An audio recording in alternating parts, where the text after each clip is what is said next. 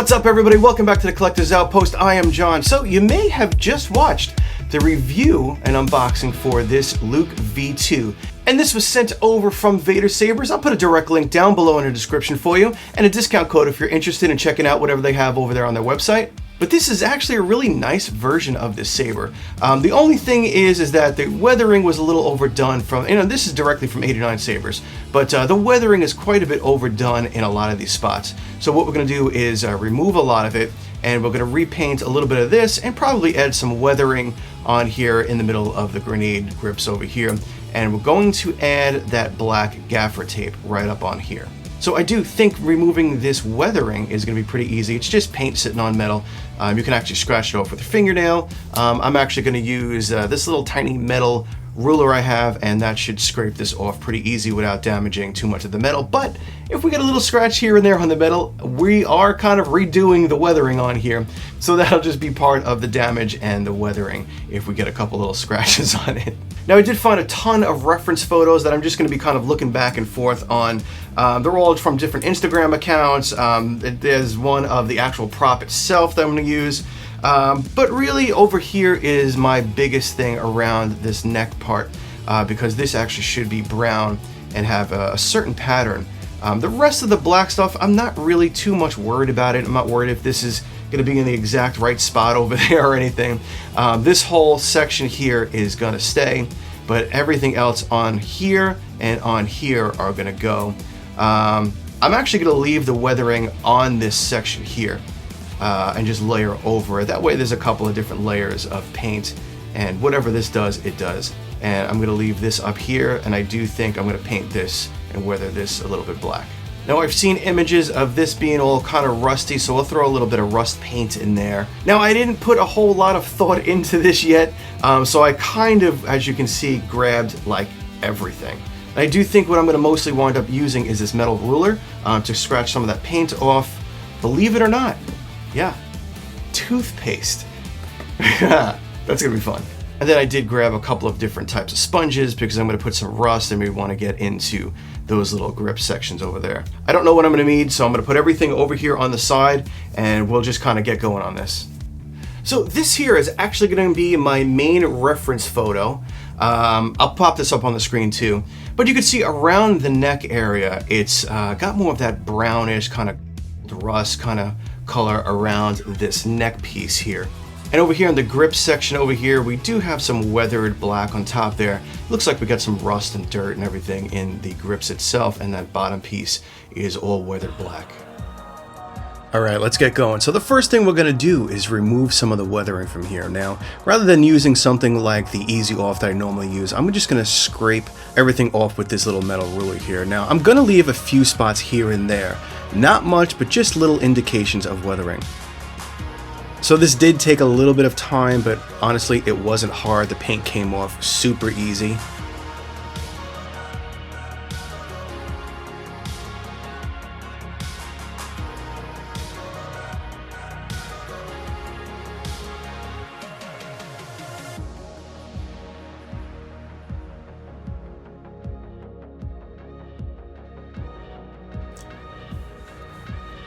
So I'm going to use a Scotch brush over here just to brush off all of the debris, and it is adding a little bit of that kind of brush metal look to it.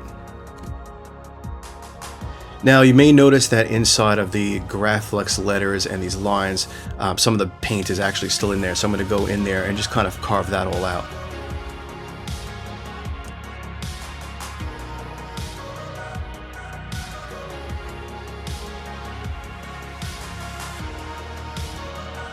Then we'll move down to the pommel area. Now everything under here is pretty much clean, so we're just going to leave a couple of little pieces.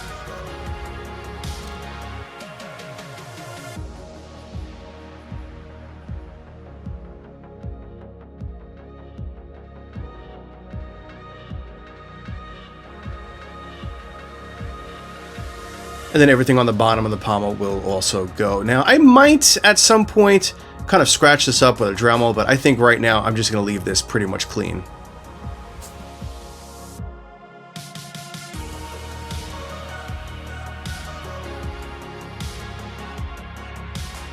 Alright, so I'm going to start masking off the emitter and the grip area so we can start working on this brownish paint section.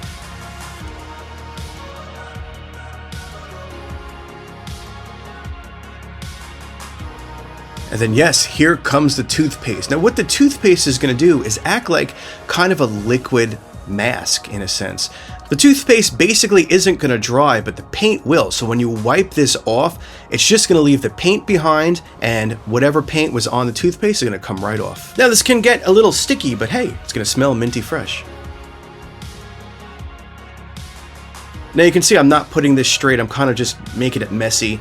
There is a certain pattern from the actual hilt itself. I'm not really following it, but I'm just putting the idea of it here.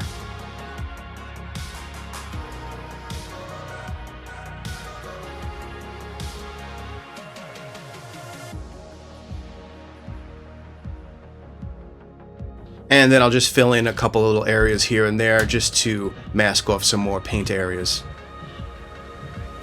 Now I'm going to use this copper glossy paint here as the base, and it says it's good for metal. And on top of that, we're going to layer a slight little misting of black. Alright, this we're going to do at even a further distance, just for a tiny black mist on it. This is going to help darken down the copper look and also add a little color variation. Alright, that's it. That's our finished look. You can see the copper, and then you can also see the misting of black. So there's some highlights and there's some shadows in there. And let's toss it on the side and let it dry for a while.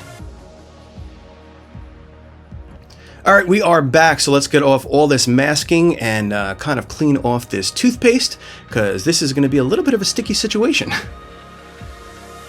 Now we'll just wipe very lightly with a paper towel.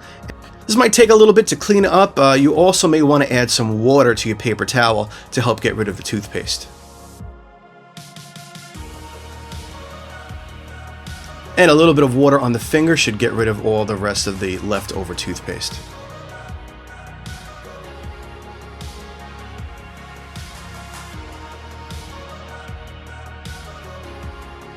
Now I'm rather happy with this. It came out really nice. You can see the copper and the black variations and how nice those edges are with using this kind of liquid masking technique.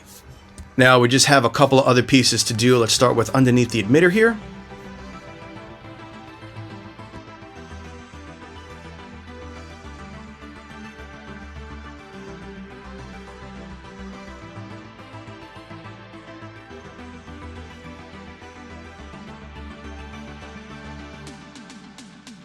Now I'm just going to use a simple Q-tip to clean up a couple of little areas. I don't want this to be too messy over here.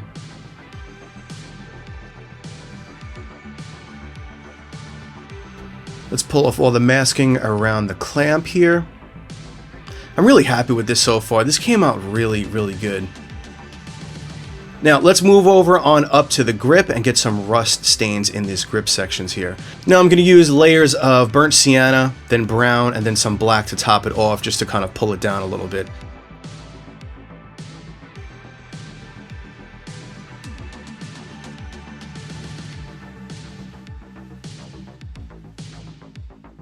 Now I know seeing all this bright orange is probably a little shocking, but we're going to kick it all down with a top of brown and some black in a moment.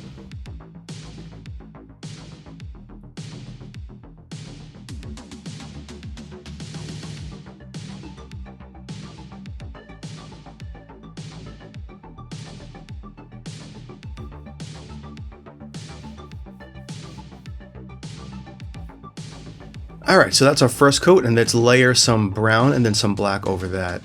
Now when we're doing this, we're not going to like do rings like we just did before. We're kind of going to splotch here and splotch there and then kind of push it all in and blend it together a little bit with the sponge.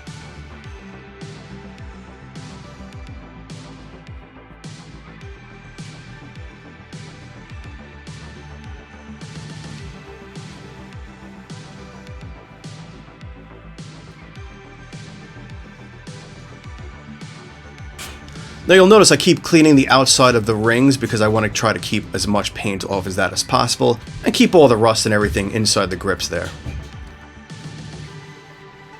Now let's just put a little something in here on this bottom thin neck part. but winds up taking a lot of it off, but just a little something in there will be nice.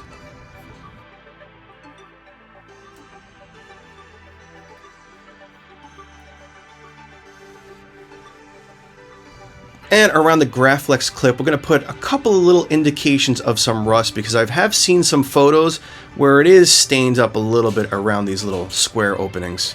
Again, not following an exact science of what it should look like as a prop. I'm just kind of doing my own thing here.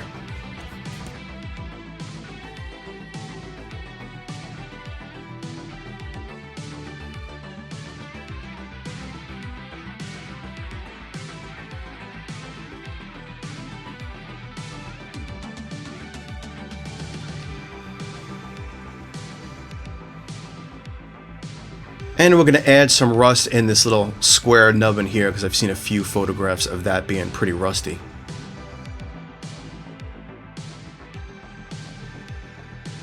And last but not least, let's move on over to putting the gaffer tape around the thin neck part here. Now this is wound in a certain way, so I want it to look just like the image you see on the screen. So I'm going to have to start this direction and wind it around this way, so that that little flap falls in the same direction facing the left.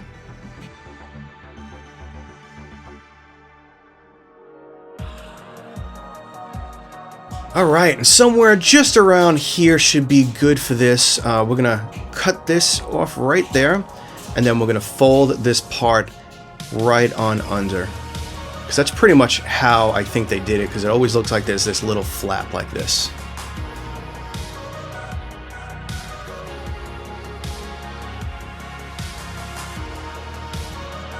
Alright, my friends, we are going to call this project all finished. We cleaned up the pommel, we cleaned up the clamp, we added some weathering around the bottom of the grenade here, put a little bit of rust here and there, put some rust into the grip, and a little bit around here. We added on the brown weathered section here, and the most important thing for this is that gaffer tape. So that is it. Again, it's not 100%. I probably could even go in there and do a little bit more, but for me, this is good enough. Let me know what you guys think down in the comments below, and while you're down there, hit that like, subscribe, and notification button for upcoming videos. I'll see you all on the next video. Be safe and kind out there in the world. See ya.